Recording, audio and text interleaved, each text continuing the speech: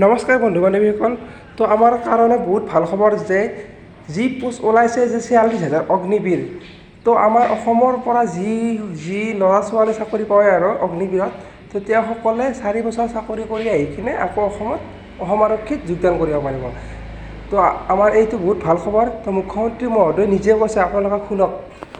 Like to comment, but in Assam, we'd like to assure everybody that because our base is very low, so whoever will come out in Agnibir, normal army would have been working in the organization for 14 years.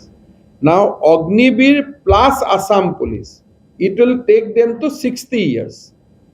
So in any point of time, Agnibir plus Assam police is much better for the youth. এনে যদি কোনোবা আৰ্মিত সোমায়, ই মাত্ৰ 14 বছৰ চাকৰি কৰিব পাৰিব। কিন্তু অসমত যেহেতু অগ্নিবীৰত 4 বছৰ আৰু অসম পুলিচত 30 বছৰ, গতিকে 35 বছৰ চাকৰি কৰিব। গতিকে এইটোতো বেটাৰ বস্তু হ'ল। একো ক্ৰাইটেৰিয়া নাই। ক্ৰাইটেৰিয়াটো লওঁতেই ক্ৰাইটেৰিয়া হ'ব আৰ্মি ট্ৰেইনিঙৰ সমানটো অসম পুলিচে ট্ৰেইনিং দিবই নোৱাৰে।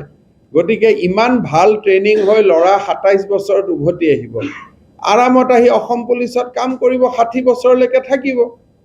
ইমান আমাৰ স্কিমটোতো মজা কৰি দিলোঁ। কাৰণ প্ৰথমতে আৰ্মিত যাব, আমি ট্ৰেইনিং দিব নালাগে। অসম পুলিচৰ ট্ৰেইনিঙৰ কোৱালিটিটো আৰ্মিৰ সমান নহয়। ধুনীয়া আৰ্মি ট্ৰেইনিং লৈ আহিব, কাশ্মীৰ পাহাৰত উঠাৰ অভিজ্ঞতা লৈ আহিব, লৈ আহি 60 বছৰ বয়সলৈকে ধুনীয়াকৈ অসম পুলিচত কাম কৰিব। গতিকে ইয়াততো কোনো অসুবিধাই নাই।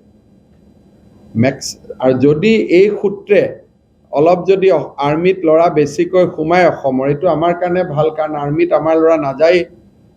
গতিকে এই অগ্নিবীৰ বা অগ্নিপথ স্কিমৰ জৰিয়তে যদি আৰ্মিত অসমীয়া ল'ৰা যোৱা অভ্যাস কৰে, এইটো আমাৰ কাৰণে আৰু এটা এমপ্লয়মেণ্ট এভিনিউ খুলি যাব।